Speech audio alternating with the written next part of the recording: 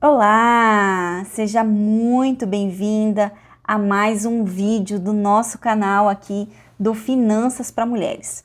Já quero começar te pedindo para se inscrever, para ativar o sininho, para você ficar sempre ligada e receber as nossas novidades, tá bom? E no vídeo de hoje nós vamos falar sobre Bíblia e finanças. É um assunto complicado para você? Fica aí que nós vamos falar sobre isso.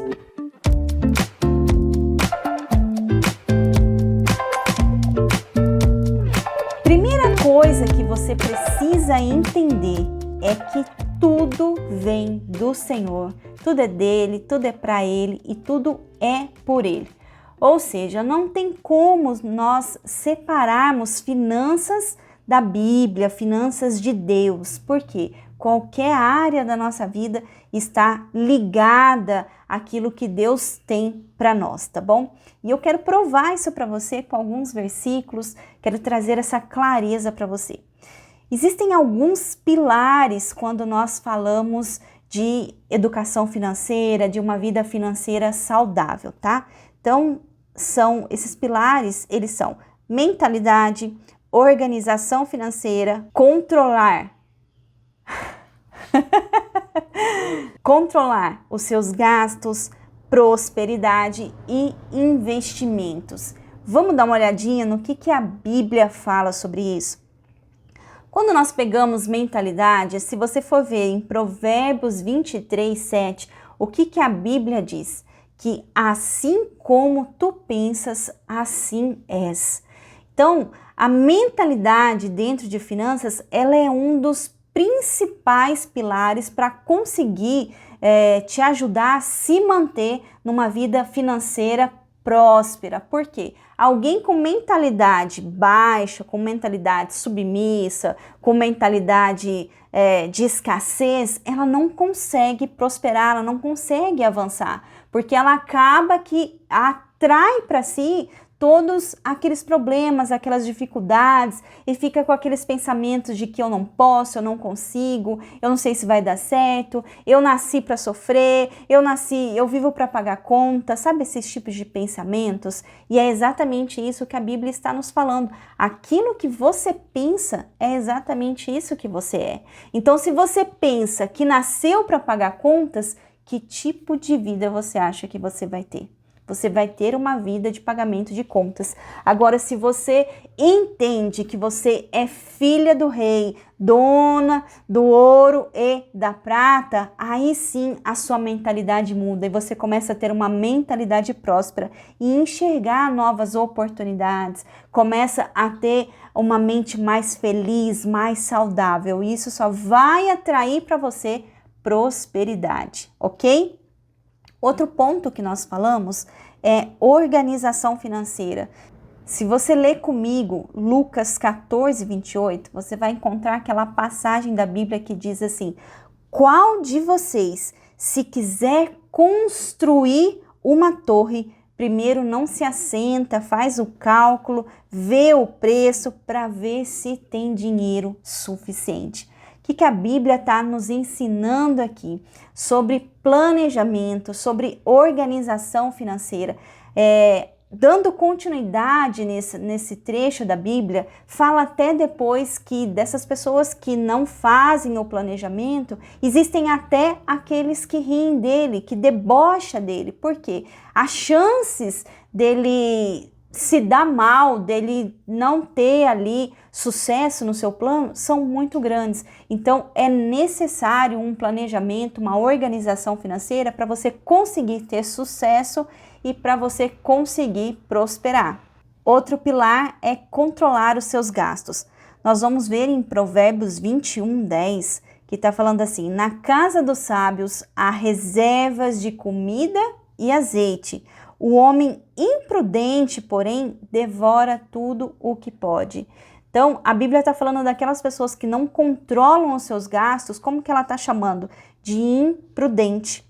A pessoa sábia que reserva, que planeja, que sabe até onde pode ir, não sai gastando tudo, não sai movido ao emocional, compra isso, compra aquilo, não faz nem cálculos. Essa pessoa a Bíblia fala que é imprudente, tá? Então, como que você quer se ver na sua vida financeira? Como o sábio que planeja, que organiza e tem reserva dentro da casa dele, porque houve um planejamento, ou como um imprudente que gasta tudo e chega no fim do mês já não tem mais nada, tá? Então você vê que em todas as áreas, em todos os pilares, a Bíblia tem algo para nos ensinar, ela é base para as nossas vidas.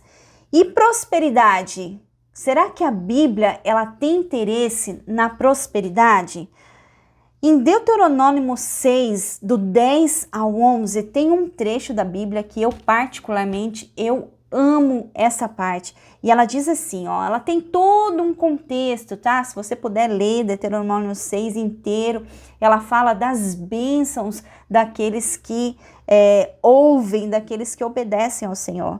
Mas aí diz assim: quando, pois, o Senhor teu Deus te introduzir na terra que jurou aos teus pais, Abraão, Isaque, Jacó, que te daria grandes coisas grandes e boas cidades que tu não edificastes, casas cheias de tudo o que é bom, que tu não enchestes, e poços cavados que tu não cavastes, vinhas e olivais que tu não plantastes, e comereis e te fartares. Olha só como traz aqui um contexto para nós de prosperidade. Está falando de coisas boas, está falando de boa comida, está falando de uma boa alimentação, está falando até de casas cheias de coisas que você não fez nada, de poços naquela época. O povo vivia em seca, né? Então, pessoas que tinham poços de água eram pessoas prósperas, eram pessoas felizes, porque eles tinham ali algo para poder satisfazer a sua sede. Então, aqui na Bíblia, o Senhor está falando, está nos orientando sobre essa prosperidade que Ele tem para as nossas vidas. E nós, mulheres, quem não gosta de uma casa bonita, de a casa cheia de coisas, de uma casa confortável? E dentro desse contexto, você consegue entender que Deus não quer que você viva na miséria, Deus não quer que você viva na escassez. Deus tem prosperidade para a sua vida, Ele quer que você seja feliz, Ele quer que a sua casa seja um lugar aconchegante, seja aquele lar onde a família é próspera e não falta nada, tá? E um outro pilar, nós estamos falando então de investimentos. Ó, a primeira que eu coloquei aqui para vocês é sobre José. Quando você vê a história de José, né, já pulando todo o período dele ali de escravidão, a briga com os irmãos, você vê José sendo governador do Egito. E José teve a visão ali de dias difíceis e dias fartos. O que ele faz nesse período? Nos dias fartos, ele guarda, ele cria uma reserva para os dias difíceis. Então aqui nós temos o primeiro caso de investimento, o primeiro caso de reserva de emergência, para uma situação em que você estiver ali em dias difíceis, como teve o Egito, por exemplo, um período de seca, né? Seca representa muita coisa na nossa vida, pode ser um desemprego, pode ser uma mudança de cidade, ou até uma mudança de emprego, ou uma redução na sua renda, é um período de seca. Então, como que você vai lidar com esse período de seca? Fazendo como José, investindo, guardando no período em que você estiver bem, no período em que você estiver ali, que for um período bom, próspero, tá bom? Outra parte que nós encontramos na Bíblia, em Mateus, no capítulo 25, nós vemos a história de um senhor, um chefe ali, que ele foi viajar, ele foi resolver alguns negócios e ele entregou alguns dons para os seus funcionários, para os seus servos, né? E quando ele chegou, ele quis saber o retorno daquilo que ele tinha entregue, o que eles fizeram com aqueles talentos, na verdade, né, que ele tinha entregue. E nós encontramos a história de um deles, né? Os 4 primeiros, eles realmente tinham conseguido fazer aquele valor se multiplicar. Mas nós encontramos a história de um deles que enterrou aquele talento e não fez a multiplicação. Então o chefe fica chateado e fala: era melhor ter entregue ao banco. E a outra parte que nós vamos falar, e o último pilar que nós precisamos entender, são investimentos. E a parte que eu mais gosto na Bíblia sobre investimentos é a história de José. Quando a gente vê já José pulando aquela parte de quando ele está escravo, de quando ele tem ali as suas dores com os seus irmãos, o período de perdão, nós encontramos José como governador do Egito.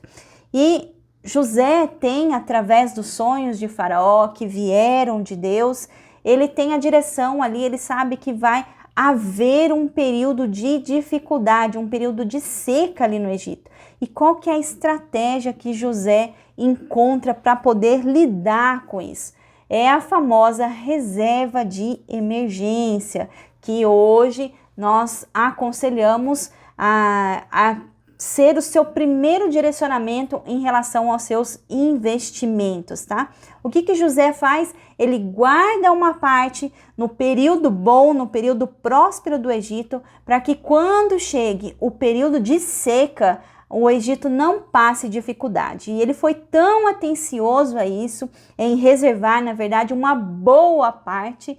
Tem pessoas aí entregando a sua energia muito pouco aos investimentos, né? Eu sei da dificuldade, eu sei que existem muitas contas, é muito difícil separar um dinheiro para investimentos, mas nós vemos pessoas gastando uma energia grande, por exemplo, em comprar um celular, em comprar uma TV nova. Então você vê que era possível ela ter um valor separado para investimento.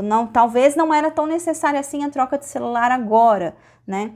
E é isso que José faz. Ele concentra os seus pensamentos ali, as suas estratégias em reservar uma boa parte para que quando chegasse o período de seca, o Egito estivesse preparado. E estava tão preparado que foi a maior potência mundial da época, porque só o Egito tinha reservas ali de alimentação e pôde servir muitas pessoas, e não só servir, como vender e multiplicar muito mais a sua renda, tá bom? Então é isso que eu queria passar para vocês, que não tem como você separar finanças da Bíblia, não tem como você separar finanças de Deus, porque toda a nossa vida, todas as áreas da nossa vida, elas vêm do Senhor, são do Senhor, tudo é por Ele e para Ele. Que você possa aprender com as histórias da Bíblia a administrar a sua vida financeira.